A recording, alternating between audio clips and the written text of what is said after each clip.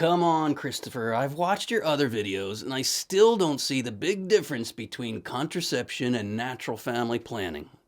Well, in this video, we're going to press in even deeper. Let's take a look.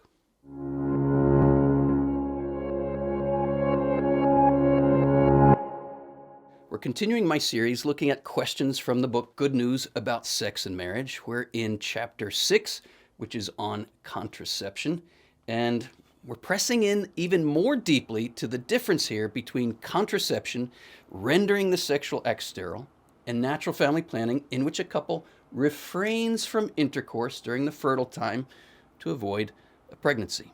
And by the way, if you're new to this channel, we're all about demonstrating how our earthly bodies reveal heavenly divine mysteries. If you want to press deeply into these questions, you're going to want to subscribe and hit the notification bell, leave a comment, share these videos with friends and family. All of that compels YouTube to proclaim this good news to a world desperately in need of hearing it. Let's check out this question. I still don't see the difference here between natural family planning and contraception. My question would be, do you want to see the difference? Sometimes we don't really want to see the logic here because, man, it's challenging. In fact, it brings us to a whole different posture before God and the whole world. If you're sensing that that's how weighty this is, you're actually right. It is that weighty. How we answer this question will determine whether God is God in our lives or whether we are playing God, whether we are making ourselves like God in our own lives.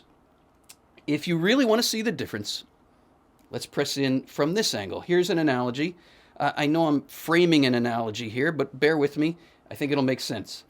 Suppose there were a religious person, a non-religious person, and an anti-religious person walking past a church. What might the religious person do? It's reasonable to conclude he would go in the church and pray. What might the non-religious person do? It's reasonable to conclude he would just walk past the church and do nothing. But what would an anti-religious person do? He might go in the church and desecrate it. Here's the analogy. As husbands and wives, as men and women called to love in the image and likeness of God through the marital embrace, we are called by God to be procreative. We might have a good reason to be non-procreative, but it would be an utter contradiction of the very essence of the sacrament of marriage to behave in a way that is anti-procreative. Now, the analogy is actually far more fitting than we may think. As I say here, in Ephesians chapter 5, we learn that the wife is a sacramental sign of the church. As exemplified in the Virgin Mary, a woman's womb, get this, if Christianity is real, if the Christmas story is not just some fairy tale, but God really took flesh, born of a woman, if that's real, then a woman's womb has truly become the temple of the living God. Whoa, whoa, whoa, whoa, whoa, whoa. Time out. My dear sisters, do you know who you are? Do you know who you are, what you're made for, what you're designed for, what your body tells the world? John Paul II says a woman's body has a particular iconographic quality. Iconography, what does that mean? It means the revelation of divine mysteries. A woman's body is prophetic in a particular way. It prophesies, it tells the truth about God coming to earth in the flesh. It's not just that a woman's womb just happens to be where Christ became incarnate. Rather, God designed a woman specifically to culminate in the mystery of the incarnation. A woman's womb, from all eternity, God saw a woman's womb as his dwelling place, because the incarnation was always in the mind of God. He envisioned always that the woman's body would become his dwelling on earth. Oh my gosh, if this is real, then woman's body is literally a sign of heaven on earth, the dwelling place of God. That's the theology of a woman's body. What's the theology of a man's body? Guys, take a look at your body when you're standing there in the shower. You are designed by God to enter heaven. You are designed by God to enter the inner court of the sanctuary.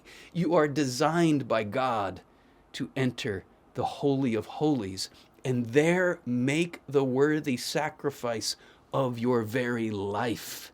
Yes, this is what sexual intercourse, the marital embrace, is meant to participate in and symbolize. So guys, if you're going to enter this church, you have to enter worthily with the worthy sacrifice, which is the gift of your very body and blood, the gift of your seed.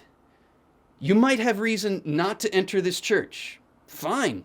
If you have a good reason not to enter the church, don't enter the church. You haven't done anything wrong by not entering the church if you have a good reason not to. But if you choose to enter this church, do not desecrate the church by rendering the womb sterile. That is anti-procreative. We are called to be procreative. We may have a good reason to be non-procreative. Fine, don't enter the church. But don't be anti-procreative by entering the church and then rendering the womb sterile. My brothers, my sisters, there's another way to see. There's another way to think. There's another way to experience our sexuality than the way the world's been telling us.